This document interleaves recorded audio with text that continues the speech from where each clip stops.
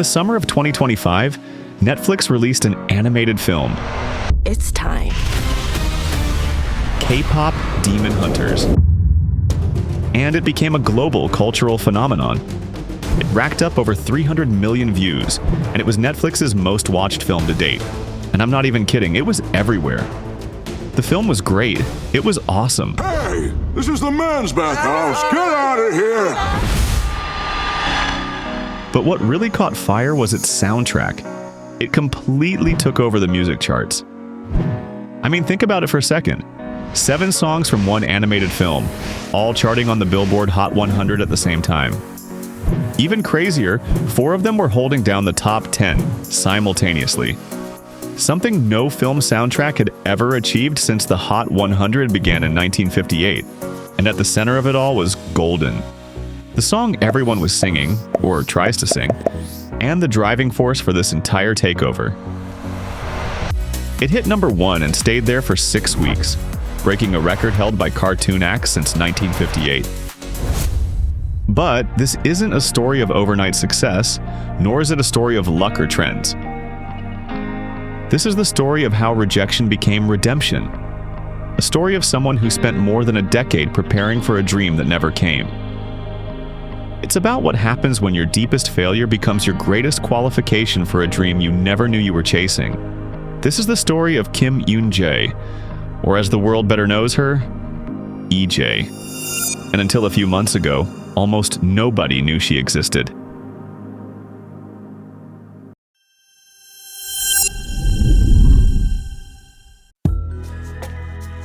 EJAE was just 3 years old when her mom first overheard her singing K-pop songs around the house.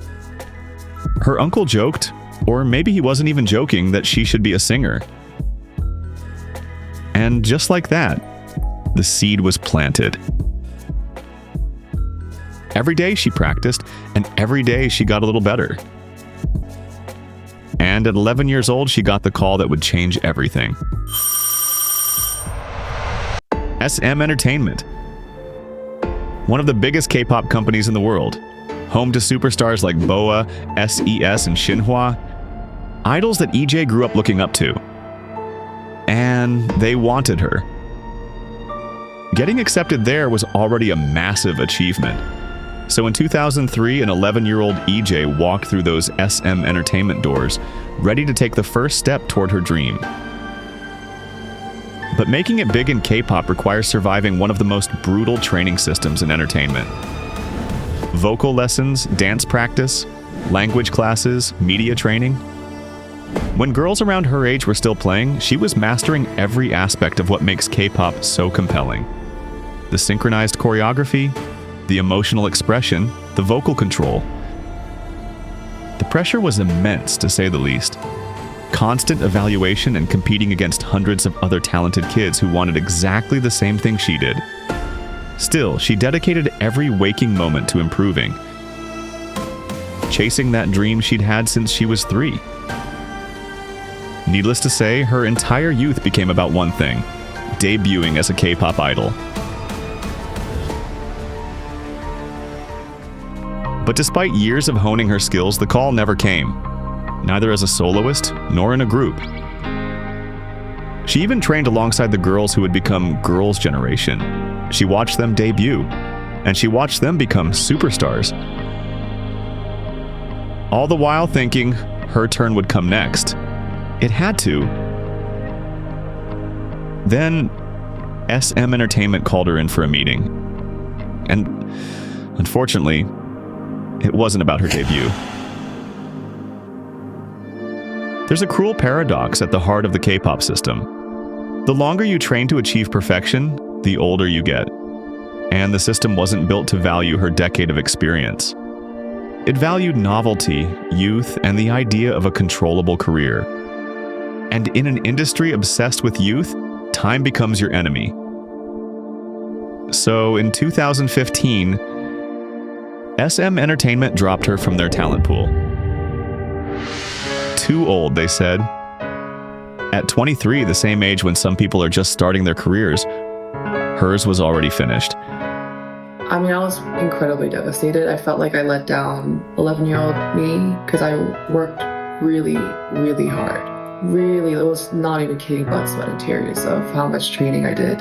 Hours of singing, hours of dancing, trying to improve. So yeah, I just felt like all that hard work went to nothing. I was just kind of drenched in this whirlwind of like doubt, self-doubt, imposter syndrome. What do I do with my life?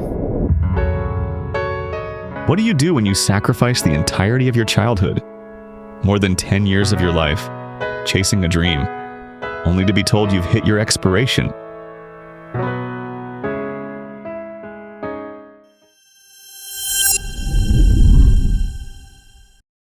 EJAE could have walked away from music entirely, but instead she moved to New York and enrolled at NYU's Tisch School of the Arts. She studied the music industry and psychology, trying to understand how music worked, not just as art, but as business, and maybe as a way to move forward and process what she'd been through. But while in New York, she stumbled onto something unexpected: the underground scene of SoundCloud. There, artists like Taku, Songo, and Shlomo were making raw, experimental music with complete creative freedom.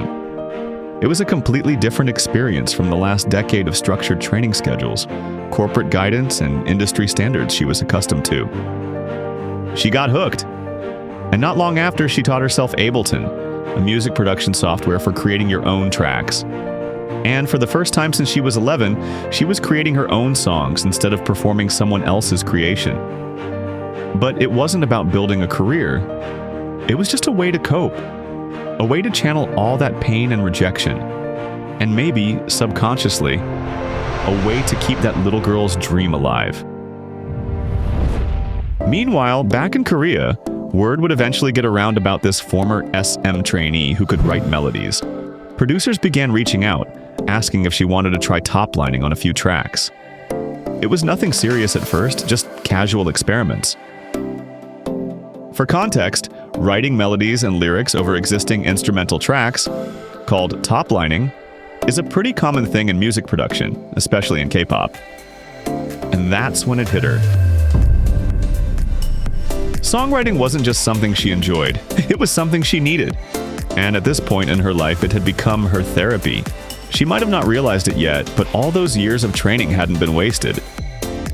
She knew K-pop from the inside, what made songs work for choreography, what emotions connected with audiences, what it felt like to actually perform these tracks. In other words, she had an unfair advantage. She wasn't just any songwriter. She was a songwriter who understood idols. But you know what? All these might not have started had she not made one crucial connection. She met a songwriter who saw her potential and became her mentor. And in 2017, that mentor, Andrew Choi, invited her to a songwriting camp, and she gratefully accepted. But this wasn't just any songwriting camp. She was going somewhere she'd been before, somewhere familiar: SM Entertainment. She was making a return, only this time, not as an idol trainee. This time, she was coming in as a creator instead of a performer. On her very first day back, channeling the raw emotion from an argument with her long-distance fiancé, she co-wrote a song. And 2 years later, Red Velvet released Psycho, and it became a global phenomenon. Certified gold in the United States and one of the biggest K-pop hits of its generation. This success became her calling card in an industry that had forgotten her name. And before long, she became one of K-pop's most sought-after songwriters, crafting hits for Twice, aespa, Le Sserafim, and several other top-tier groups. She even wrote music for League of Legends and Mobile Legends, both massive games with millions of players worldwide. While EJAE never got her debut as an idol, she had carved out her place in an industry she'd always loved. But then again, sometimes life has a way of coming full circle.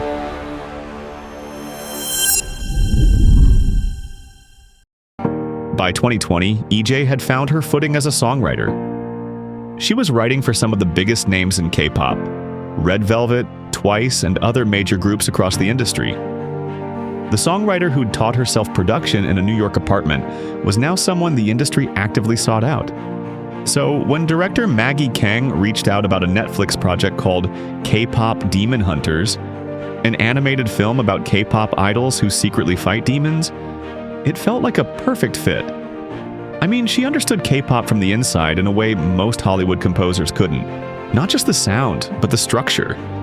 The way Korean and English had to flow together seamlessly. This was undoubtedly her strength. Her early demos were so polished that director Maggie Kang would later credit them as one of the key reasons the film was greenlit. She's thank you. really the kind of, really the heart and soul of the movie because it's so much of her soul in the songs. So we're just having a moment. No! The decade of training wasn't wasted after all. It was exactly what made her qualified. But more importantly, when directors Maggie Kang and Chris Appelhans heard those demos, they made a decision that changed everything. They didn't just want her songs. They wanted her voice. They asked her to be the official singing voice of Rumi, the film's main character. Now, she'd recorded voice demos for the songs, sure.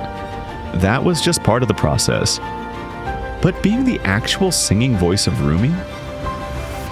That was an entirely different thing. The directors had a vision for Rumi, and they were pushing her to match it. Suddenly, it felt like being an idol trainee all over again, putting herself out there as a performer again. It's the kind of moment that brings back old doubts, old wounds, questions you thought you'd already moved past. Being a trainee, I've heard many times that my vocal was too dark or like too husky, too gritty, not feminine enough, not clean. When they asked me to sing Rumi's part, I was very hesitant, to be honest. But she pushed through anyway. And through that process, she discovered something about herself she hadn't known before. Really, I'm not even kidding, found my range writing the songs. Wow, I didn't know I could sing that high. The ability had always been there. She just never had the chance to discover it. Until now. Over the next few years, she would co-write and perform the soundtrack that would bring these fictional idols to life. Songs like Your Idol, How It's Done, Takedown, and Free. But one song in particular would become something more personal. And that is Golden. Writing Golden, I also was going through a hard time, so I think it was a song I really needed to feel like there's hope, you know? And maybe that need, that rawness is what made it so powerful. Golden wasn't just Rumi's anthem. In a lot of ways, it was EJAE's too. On June 20th, 2025, K-pop Demon Hunters began streaming on Netflix. EJAE wasn't just the songwriter anymore. She was also the voice. And now, the world would finally hear her too.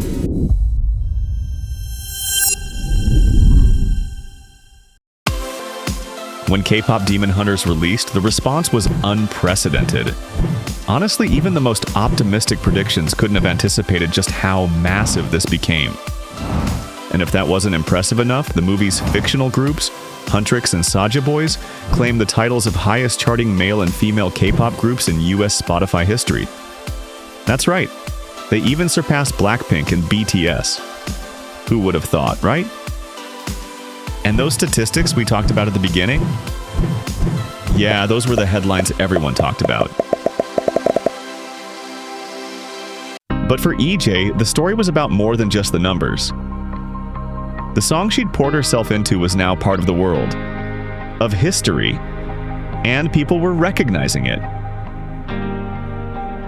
The song she performed and co-wrote is now being sung back to her by artists around the world, like it's become their anthem too. Even more meaningful when the voice singing back to her is the same voice she spent her childhood looking up to. 제 어릴 때 CS 진짜 좋아했거든요. 바다니 엄청 존경했는데 그게 제가 작곡한 노래, 제가 참여했던 노래를 불러주니까 제가 만든 멜로디 라인들을 불러주니까 진짜 울었어요. 진짜 너무 신기해요. 이게 운명이라는 것도 참. 그 바다 선배님이 연락 오셔가지고. But perhaps all that public validation, The charts, the awards, the headlines was nothing compared to the quiet arrival of a personal resolution, a conversation with her younger self. That girl who had endured a decade of struggle, only to get rejected. And when Golden hit #1, she could finally tell her it was all worth it. The first thing I said when #1 hit was like,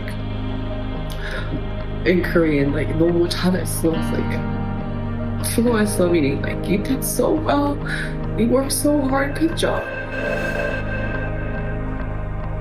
It's one of life's strange ironies, really. The company that couldn't find a place for her as an idol became the first to trust her as a songwriter. The rejection that once broke her led to the breakthrough that defined her. All she needed was the right time and the right role. And the story doesn't end there. Today, Golden is still holding the #1 spot on the Billboard Hot 100.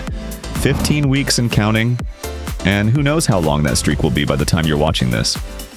And beyond its reign on the charts, it also received the industry's ultimate seal of approval. It is now officially a platinum record. In the modern streaming era, that is a colossal feat. It solidifies the song not just as a hit, but as a cultural moment, and a moment now echoing all the way to Hollywood, where Netflix is campaigning for Golden to win an Oscar. And EJAE, she's got her sights set on a Grammy. What does the EJAE vision board look like? Ooh. Just be a great songwriter and be like the first, Asian American woman to get a Grammy as a songwriter. That would be iconic. But it's not about proving herself anymore. It's about showing others what's possible when you keep going. If you have a dream, keep going. It's so cliche, but it's so true. And not just keep going, work hard. Anything that comes your way, never like half it, and always give it your 120, 150, 1,000% in it. And so that's what I did. We spend so much of our lives chasing one version of success. We draw a map and convince ourselves it's the only way forward. And when that path hits a dead end, we feel utterly lost. But maybe the journey isn't about forcing the world to fit the map you drew. Maybe it's about trusting the journey to redraw the map. About having the courage to let the dream change shape. Life doesn't come with guarantees, but it does come with choices. And sometimes, that makes all the difference.